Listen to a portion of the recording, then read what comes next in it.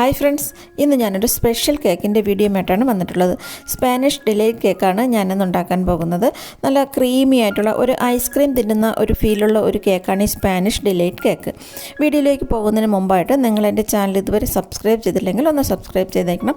അതിൻ്റെ കൂടെ ബെല്ലൈക്കണും കൂടെ ഒന്ന് ക്ലിക്ക് ചെയ്തേക്കണം. കേക്ക് ഉണ്ടാക്കാനായിട്ട് ആദ്യം നമുക്ക് ഡ്രൈ ഇൻഗ്രീഡിയൻസ് ഒന്ന് അരിച്ചെടുക്കാം. അതിനായിട്ട് 240 ml കപ്പിൽ 2.5 കപ്പ് മൈദ മാവ് ഞാൻ അളന്നെടുത്തിട്ടുണ്ട്. 2 കിലോ കേക്കിനുള്ള മാവാണ് ഞാനിപ്പോൾ എടുത്തത്. അതിലേക്ക് 1/2 കപ്പ് കൊക്കോ പൗഡർ ചേർത്ത് കൊടുക്കാം. ഡാർക്ക് കൊക്കോ പൗഡർ വേണം എടുക്കാൻ. അതിൻ്റെ കൂടെ 2 ടീസ്പൂൺ ഇൻസ്റ്റൻറ്റ് കോഫി പൗഡർ ചേർക്കാം. കോഫി പൗഡർ നമ്മൾ പാൽ ചേർക്കുമ്പോൾ അതിലൂടെ മിക്സ് ചെയ്തിട്ട് ചേർത്താലും മതി. ഞാനിപ്പോൾ മാവിലേക്ക് ചേർത്തന്നേ ഉള്ളൂ. അതിൻ്റെ കൂടെ 2 ടീസ്പൂൺ ബേക്കിംഗ് പൗഡർ ചേർക്കാം.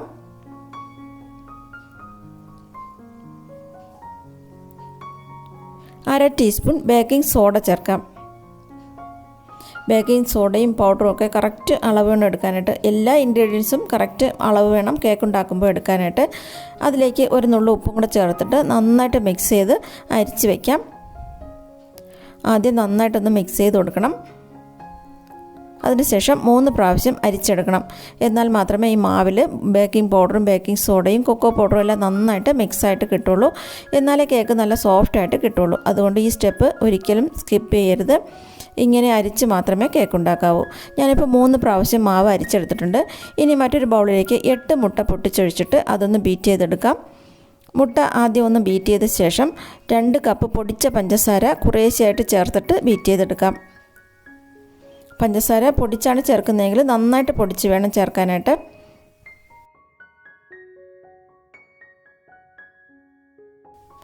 മുട്ടയും പഞ്ചസാരയും കൂടെ നന്നായിട്ട് ബീറ്റ് ചെയ്തെടുത്തിട്ടുണ്ട്. ഇനി ഇതിലേക്ക് 1/2 കപ്പ് സൺഫ്ലവർ ഓയിൽ ചേർക്കാം. ഓയിൽ ഒഴിച്ച ശേഷം ഒരു ലോ സ്പീഡിലിട്ടിട്ട് ഒരു 1/2 മിനിറ്റ് ഒന്ന് ബീറ്റ് ചെയ്യണം. ഓയിൽ നന്നായിട്ടൊന്ന് മിക്സായിട്ട് വരണം. അതുവരെ ഒന്ന് ബീറ്റ് ചെയ്യാം. ഇനി ഇതിലേക്ക് മാവിട്ട് ഫോൾഡ് ചെയ്യാം. മാവ് കുറേശ്ശായിട്ട് ഫോൾഡ് ചെയ്യുമ്പോൾ വളരെ സോഫ്റ്റായിട്ട് വേണം ഫോൾഡ് ചെയ്തെടുക്കാനായിട്ട്. പതുക്കെ ഇളക്കി ഫോൾഡ് ചെയ്തെടുക്കാം. ഒരേ സൈഡിലേക്ക് മാത്രം ഇളക്കി കട്ട് ആൻഡ് ഫോൾഡ് മെത്തേഡിൽ ഫോൾഡ് ചെയ്തെടുക്കാം. ഇതുപോലെ തന്നെ ഫോൾഡ് ചെയ്തെടുക്കണം. അല്ലാതെ നമ്മൾ കറികളൊക്കെ ഇളക്കുന്ന പോലെ ഇളക്കി എടുക്കുകയാണെങ്കിൽ കേക്ക് ഹാർഡായി പോകും.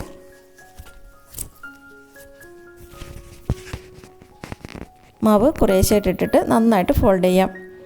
ഈ മുട്ടയിലുള്ള പതയൊന്നും വറ്റിപ്പോകാതെ വളരെ സോഫ്റ്റായിട്ട് ഫോൾഡ് ചെയ്തെടുക്കാം.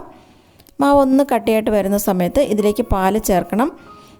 1 കപ്പ് പാല് വേണം ചേർക്കാനായിട്ട്. പാല് കുറേശ്ശായിട്ട് ഒഴിച്ചിട്ട് ഫോൾഡ് ചെയ്യാം. റൂം ടെമ്പറേച്ചറുള്ള പാലല്ലെങ്കിൽ ചെറിയ ചൂടുള്ള പാല് വേണം എടുക്കാൻ. ഒരുപാട് ചൂടുള്ള പാലൊന്നും ഒഴിക്കരുത്. വളരെ ചെറിയ ചൂടുള്ള പാല് അല്ലെങ്കിൽ റൂം ടെമ്പറേച്ചറുള്ള പാല് കുറേശ്ശായിട്ട് ഒഴിച്ചിട്ട് നന്നായിട്ട് ഫോൾഡ് ചെയ്തെടുക്കാം. മാവ് ഇപ്പോൾ നന്നായിട്ട് ഫോൾഡ് ചെയ്തെടുത്തിട്ട് ഇനി ഞാനിവിടെ 2 പാത്രമാണ് എടുത്തിട്ടുള്ളത്. 8 ഇഞ്ചിൻ്റെയും 7 ഇഞ്ചിൻ്റെയും 2 പാത്രത്തിൽ ബട്ടർ പേപ്പറൊക്കെ വെച്ച് റെഡിയാക്കി എടുത്ത് വെച്ചിട്ടുണ്ട്. അതിലേക്ക് ബാറ്റർ ഒഴിക്കാം. ഒരു പാത്രത്തിലുള്ളത് സ്പാനിഷ് ഡിലൈറ്റ് കേക്കിനും മറ്റേത് ചോക്കോ ട്രഫിൾ കേക്ക് ഉണ്ടാക്കാനുമാണ്.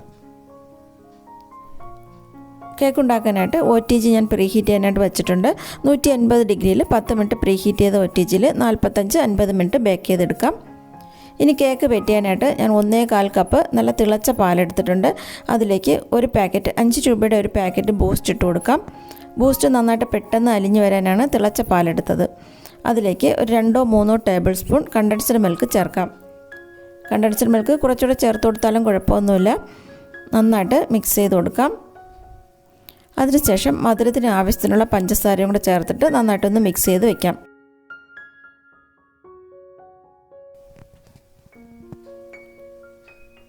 ഇനി ഈ പാലൊന്ന് നന്നായിട്ട് തണുത്ത ശേഷം ഫ്രിഡ്ജിൽ വെച്ച് തണുപ്പിച്ചെടുക്കണം. ഇനി മറ്റൊരു പാനിലേക്ക് 1/4 കപ്പ് പഞ്ചസാര ഇട്ട് ക്യാരമൽ ചെയ്യാം.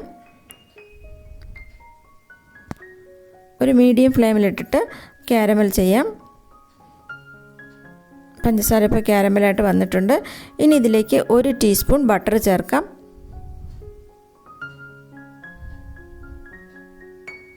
ബട്ടർ ഒന്ന് മെൽറ്റ് ആവാനായിട്ട് ഒന്ന് ഇളക്കി കൊടുക്കാം. ഇനി ഇതിലേക്ക് 1/2 കപ്പ് ബദാമും കാഷ്യൂ നട്ട്സും കട്ട് ചെയ്തിട്ട് കൊടുക്കാം. നന്നായിട്ടൊന്ന് ഇളക്കി കൊടുക്കാം. നന്നായിട്ട് ഇളക്കിയിട്ട് ഗ്യാസ് ഓഫ് ചെയ്ത ശേഷം ഒരു സ്റ്റീൽ പാത്രത്തിൽ കുറച്ച് ബട്ടർ പുരട്ടിയിട്ട് അതിലേക്ക് ഇട്ട് കൊടുക്കണം. എന്നിട്ടിത് നന്നായിട്ടൊന്ന് തണുത്ത ശേഷം ഒന്ന് ക്രഷ് ചെയ്തെടുക്കണം. മിക്സിയിലിട്ട് പൊടിച്ചെടുക്കരുത്. ഒരു ഇടികല്ലോ എന്തെങ്കിലും വെച്ചിട്ട് ഒന്ന് ക്രഷ് ചെയ്തെടുക്കുകയേ ചെയ്യാവൂ. ഇനി നമുക്ക് വിപ്പിംഗ് ക്രീം ഒന്ന് ബീറ്റ് ചെയ്തെടുക്കാം. 1.5 കപ്പ് വിപ്പിംഗ് ക്രീം ഞാനിപ്പോൾ എടുക്കുന്നുണ്ട്.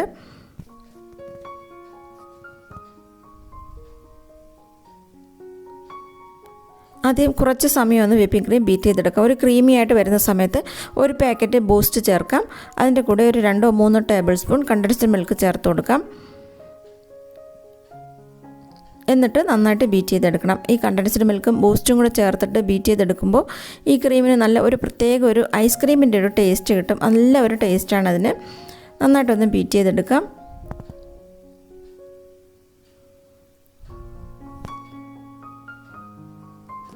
കേക്ക് ഇപ്പോൾ തണുത്ത ശേഷം ഞാൻ പാത്രത്തിൽ നിന്ന് മാറ്റിയിട്ടുണ്ടായിരുന്നു.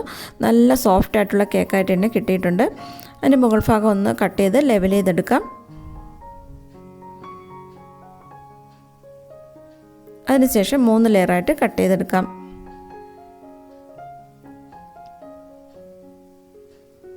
കേക്ക് ഞാൻ 3 ലെയറായിട്ട് കട്ട് ചെയ്തിട്ടുണ്ട്. ഇനി കേക്ക് ബോർഡിലേക്ക് കുറച്ച് ക്രീം പുരട്ടി കൊടുക്കാം. അതിനുശേഷം ഏറ്റവും മുകളിലത്തെ ലെയർ വെച്ച് കൊടുക്കാം. അതിലേക്ക് നമ്മൾ പാലും ബൂസ്റ്റും കൂടെ മിക്സ് ചെയ്തത് നന്നായിട്ട് വെറ്റ് ചെയ്ത് കൊടുക്കണം. നന്നായിട്ട് ഒഴിച്ച് സ്പൂൺ വെച്ചിട്ട് നല്ല പോലെ ഒഴിച്ച് ഒന്ന് വെറ്റ് ചെയ്ത് കൊടുക്കാം. നന്നായിട്ട് തന്നെ ഒഴിച്ച് കൊടുക്കണം. നല്ല സോഫ്റ്റ് ആയിട്ടുള്ള നല്ല ക്രീമി ആയിട്ടുള്ള ഒരു കേക്കാണിത്. അപ്പോൾ നന്നായിട്ട് ഇത് വെറ്റ് ചെയ്ത് കൊടുക്കണം. നന്നായിട്ട് വെറ്റ് ചെയ്തിട്ടുണ്ട്. ഇനി ക്രീം പുരട്ടാം. നന്നായിട്ട് തന്നെ ക്രീം വെച്ച് കൊടുക്കണം. ആദ്യം തന്നെ കൂടുതലായിട്ട് ക്രീം വയ്ക്കുകയാണെങ്കിൽ നന്നായിട്ട് ഇത് പെട്ടെന്ന് നമുക്ക് ലെവൽ ചെയ്തെടുക്കാനായിട്ട് പറ്റും.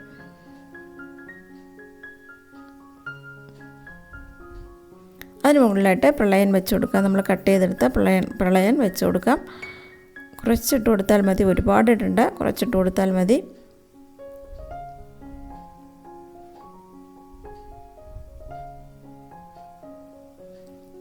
എന്നിട്ട് രണ്ടാമത്തെ ലെയർ വയ്ക്കാം. അത് നന്നായിട്ട് വെറ്റ് ചെയ്ത് കൊടുക്കാം. നല്ല പോലെ നനച്ച് കൊടുക്കണം. നമ്മളെടുത്ത പാൽ മുഴുവനും 3 ലെയറിലായിട്ട് നനച്ച് കൊടുക്കണം. അതിന് മുകളിലും ക്രീം വെച്ചിട്ട് നന്നായിട്ട് ലെവൽ ചെയ്ത് കൊടുക്കാം.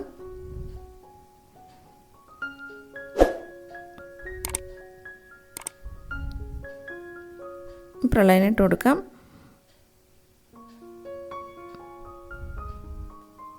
ഇനി 3ാമത്തെ ലെയർ വയ്ക്കാം. നന്നായിട്ട് വെറ്റ് ചെയ്യാം. ബാക്കിയുള്ള പാൽ മുഴുവനും ഒഴിക്കണം. നന്നായിട്ട് നനച്ച ശേഷം ക്രീം വെച്ച് ക്രം കോട്ട് ചെയ്തെടുക്കാം.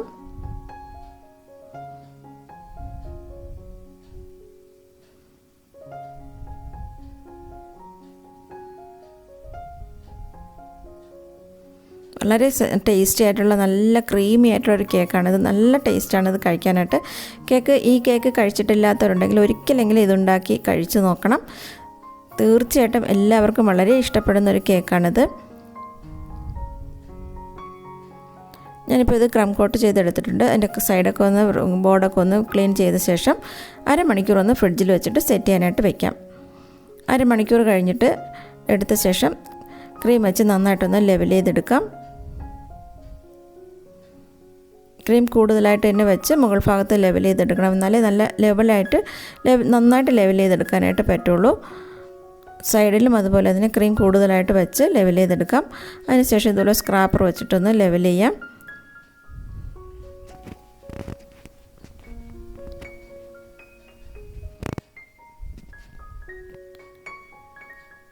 ഇനി ഇതുപോലൊരു സ്ക്രാപ്പർ വെച്ചിട്ട് ഒന്ന് വരച്ച് കൊടുക്കാം.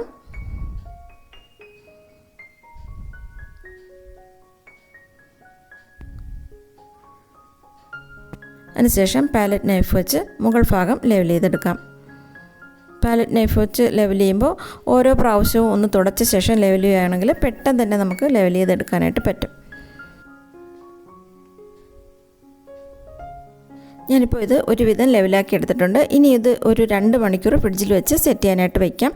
ഇനി നമുക്ക് ചോക്ലേറ്റ് ഗനാഷ് തയ്യാറാക്കാം. അതിനായിട്ട് 1 കപ്പ് ചോക്ലേറ്റ് ഡാർക്ക് കോമ്പൗണ്ടും മിൽക്ക് കോമ്പൗണ്ടും കൂടെ എടുത്തതാണ്. അതിലേക്ക് 1/2 കപ്പ് വിപ്പിംഗ് ക്രീമും 1 ടേബിൾ സ്പൂൺ ബട്ടറും കൂടെ ഇട്ടിട്ട് നന്നായിട്ടൊന്ന് മെൽറ്റ് ചെയ്തെടുക്കാം. ഞാനിപ്പോൾ ഗ്യാസിൽ നേരിട്ട് വെച്ചാണ് മെൽറ്റ് ചെയ്തെടുക്കുന്നത്. അതിന് പകരം ഡബിൾ ബോയിൽ ചെയ്തെടുത്താലും മതി. നേരിട്ട് വെച്ചാലും കുഴപ്പമൊന്നുമില്ല. മീഡിയം ഫ്ലെയിമിലിട്ടിട്ട് മെൽറ്റ് ചെയ്തെടുത്താൽ മതി. അതിനുശേഷം തണുക്കാനായിട്ട് വയ്ക്കാം. 2 മണിക്കൂർ കഴിഞ്ഞപ്പോൾ കേക്ക് നല്ല സെറ്റായിട്ട് വന്നിട്ടുണ്ട്. അത് ഇതുപോലെ ഒന്ന് ഒരു പാത്രത്തിൻ്റെ മുകളിലായിട്ട് വെച്ചിട്ടുണ്ട്. ചോക്ലേറ്റ് ഗനാഷ് ഞാൻ പൈപ്പിംഗ് ബാഗിലാക്കി എടുത്തിട്ടുണ്ട്. അത് ഇതുപോലെ സൈഡിൽ ഒന്ന് ഡിപ്പ് ചെയ്തതുപോലെ വരാനായിട്ട് പൈപ്പിംഗ് ബാഗിലെടുത്തിട്ട് ഇതുപോലെ ഒഴിച്ചു കൊടുക്കുകയാണെങ്കിൽ മുകളിലോട്ട് മുഴുവൻ ഒഴിക്കുകയാണെങ്കിൽ മുഴുവനായിട്ടും താഴേക്ക് ഒലിച്ചു വരും. അതുകൊണ്ട് ഇതുപോലെ ഡിപ്പ് ചെയ്യാനായിട്ട് പൈപ്പിംഗ് ബാഗിലെടുത്ത് ഒഴിക്കുകയാണ്. സൈഡിൽ ഇതുപോലെ ഒഴിച്ചു കൊടുക്കാം. ഇതുപോലെ ഡിപ്പ് ചെയ്യുന്ന പോലെ നിൽക്കുന്നതാണ് കാണാനായിട്ട് ഭംഗി. ഞാനിതുപോലെ ഒഴിച്ചിട്ടുണ്ട്. ഇനി മുകൾ ഭാഗത്ത് മുഴുവനും കവർ ചെയ്യാനായിട്ട് ഒഴിച്ചു കൊടുക്കാം. മുകൾ ഭാഗം മുഴുവനും കവർ ചെയ്തിട്ടുണ്ട്.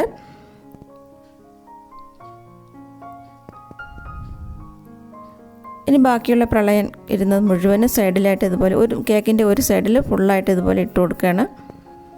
കേക്ക് ഡെക്കറേറ്റ് ചെയ്യുന്നതൊക്കെ ഓരോരുത്തരുടെയും ഇഷ്ടത്തിനനുസരിച്ച് ചെയ്ത് കൊടുക്കണം. ഞാനിപ്പോൾ ഇതുപോലെയാണ് ചെയ്യുന്നത്. ഒരു സൈഡിൽ മുഴുവനും പ്രളയം ഇട്ടിട്ടുണ്ട്. ഇനി ചോക്ലേറ്റിൻ്റെ ഭാഗത്ത് കുറച്ച് ഗോൾഡൻ ബീഡ്സും കൂടെ ഇട്ട് കൊടുക്കാം. അതും കൂടി ഇടുമ്പോൾ കാണാനായിട്ട് നല്ല ഒരു ഭംഗിയാണ്. ഇനി ഞാൻ ഷുഗർ ക്യാരമൽ ചെയ്ത് ഇതുപോലെ ഒരു ഡെക്കറേഷനും കൂടെ ഉണ്ടാക്കിയിട്ടുണ്ട്. അതും കൂടെ വെച്ച് കൊടുക്കാം. ഇതും കൂടെ വയ്ക്കുമ്പോൾ കേക്ക് കാണാനായിട്ട് നല്ല ഒരു ഭംഗിയാണ്.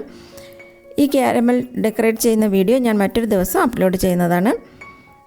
അത് കാണാനായിട്ട് നിങ്ങൾ എൻ്റെ ചാനൽ സബ്സ്ക്രൈബ് ചെയ്യാനും അതിനടുത്തുള്ള ബെൽ ഐക്കൺ ക്ലിക്ക് ചെയ്യാനും മറക്കരുത്.